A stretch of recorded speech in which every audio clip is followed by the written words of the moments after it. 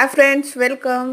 फ्रीजवरचं cover मी धुवायला टाकले होते, म्हणून तोपर्यंत फक्त पेपर टाकले त्यावर धूळ वगैरे लागू नये म्हणून. फ्रीजचं कवर धुतल्याच्या नंतर मी व्यवस्थित त्यावर कवर लावले आणि नंतर जे छोटं मोठं सामान होतं, माझं मिक्सर ह्यावरच राहतं कारण प्लग इथं आहे म्हणून तिथल्या तिथं कामाला येईल म्हणून मी तिथंच ठेवते.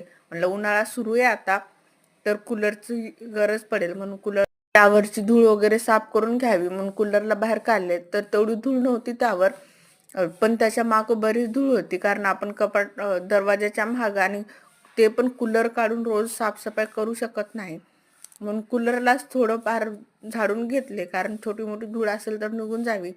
आणि त्या मागची धूळ पण व्यवस्थित सगळं झाडून घेतले.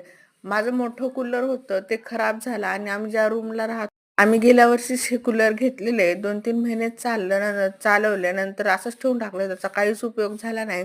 आता उन्हाळा सुरू झाला तर गरज पडेल म्हणून बाहेर काढले तर काय रात्री लावलं आम्ही तर कूलर चालूच झालं नाही.